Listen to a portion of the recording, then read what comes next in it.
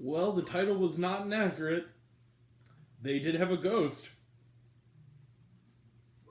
Hi everyone, it's me, Grant, the movie and TV guy. Welcome to Race I'm Up with Grant, everybody. We're back to our usual format. We experimented a little with that Cocaine Bear review. I hope you liked it. It went on a little long, but I hope you liked it. Me and Ben had a great time doing it. Sorry for the audio issues at the beginning of for the first little bit of that video. StreamYard is a crapshoot for me. Anyway, that being said, hi everyone. Welcome to Race I'm Up with Grant. It's me, Grant, the movie and TV guy. Today we're talking about a movie. Movies and TVs that we do here, and that movie is We Have a Ghost.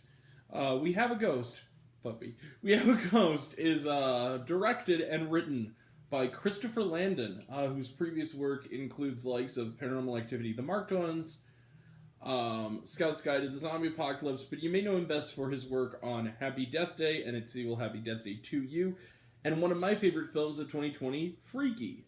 So he is back now with We Have a Ghost, which is an Amblin-esque adventure. What is the film about? It's about a family, the son of which is played by Jahi Winston. I believe that's how you pronounce his name. He's Kevin. He is a young boy, young high school age kid, and he's moving with his family, including his father, played by Anthony Mackie, who is, the family's on the run often because of dad's get-rich-quick schemes. They move into a house that is somewhat dilapidated, some would even say haunted, and it turns out it is haunted by a friendly spirit by the name of Ernest. He is played in a dialogue-free performance by David Harbour of Stranger Things fame.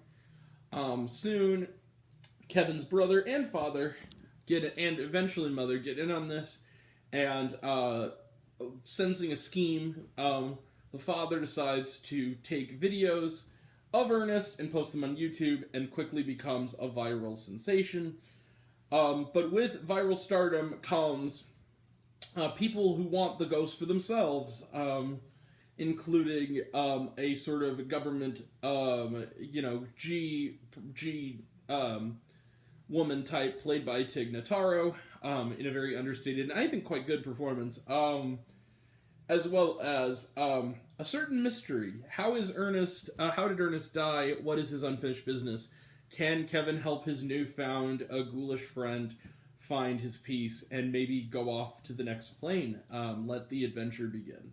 So We Have a Ghost is a lot of movie. Let's put it this way. I liked We Have a Ghost for the most part, but I wanted to love We Have a Ghost. I love Christopher Landon. I think he's a phenomenal director. I love Freaky. Freaky's awesome. I love that movie, and I love the Happy Death Day movies, and I also was one of the few people who didn't entirely dislike The Marked Ones and Scout's Guide to the Zombie Apocalypse. So I was ready for this movie.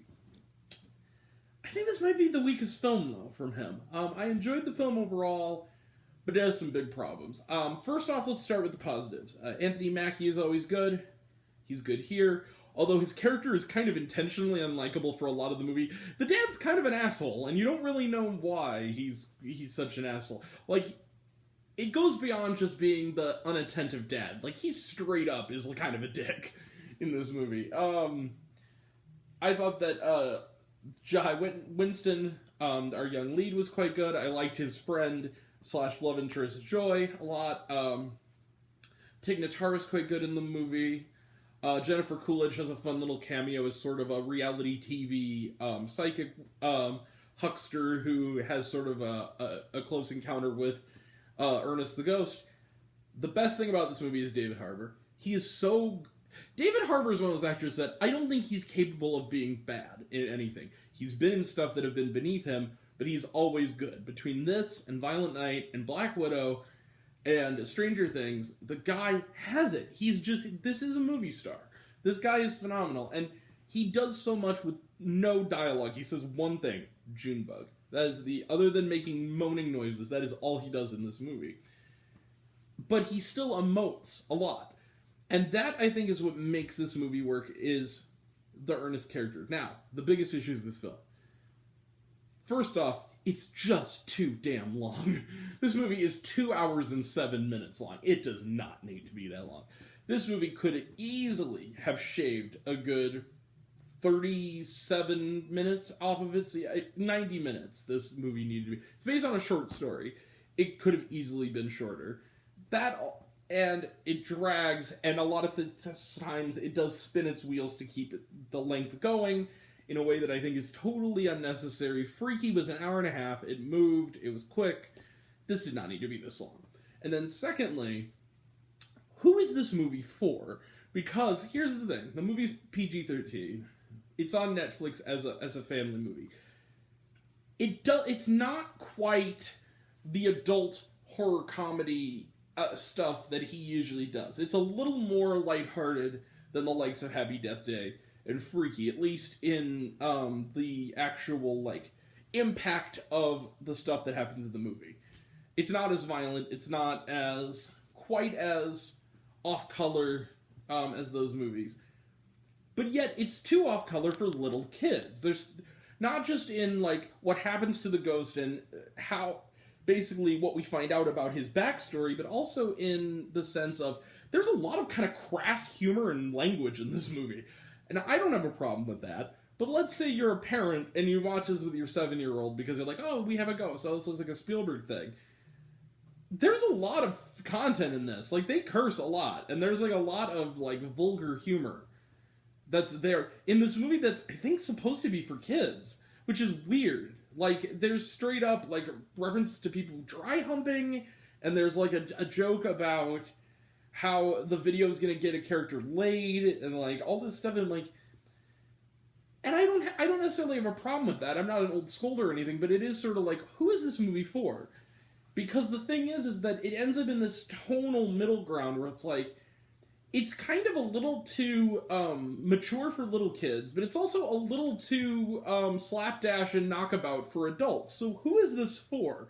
There's this weird sort of thing that's going on with this that it makes it so that you're really it's a bit head scratching. But that being said, all that being said, I still enjoyed We Have a Ghost, and I think a lot of that is because of the performances and the fact that Landon does direct this movie well. The movie costs something like $80 million. You can see it on the screen. It's a lot of fun. It has some bounce to it, but it's too long.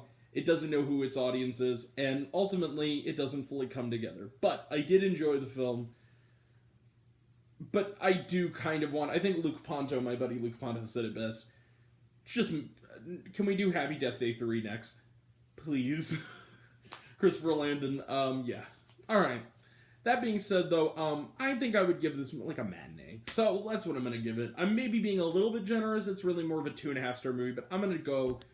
The stuff that's good in it is good enough for me to say, We Have a Ghost, 3.5 out of 5 stars. It's a fun film. It just might kind of go away the second it's over, and it's a little bit, like I said, tonally off and too long. But I love Christopher Landon, and I still will always support him. He's awesome. Alright. Anyway, that is it. 3.5 stars out of 5 for We Have a Ghost. It's because we're going to Trailer Trash None, watch it on Netflix, which is where it's streaming. Was there shawarma? No, there was not. Alright, we will be back next week. Well, we might do the Empire of Light review this weekend. But other than that, we will have reviews coming up Wednesday for Creed 3. We also have reviews of Operation Fortune and Rue de Gore and this Demon Slayer thing. I guess it's the show condensed into a movie. Either way, we'll watch it and maybe review it. And then more to come. That'll all be next time. And until next time, I'm Grant, the movie and TV guy. I see it all. I'm happy to share it with you. I love you all. I appreciate you all. I love you all, class dismissed. I love you 3000. Be kind to one another. If you like this video, give it a like if you want to. Give it a subscribe if you want to. Give it the bell. I don't know what it does. That's supposed to do, or so I've been told.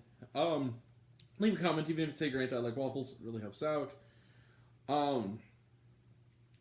you want to find me also reviews, listen to other fun stuff, you can check me out on letterboxd.com at Raising Popcorn with Grant. Twitter, I'm at Raise Grant.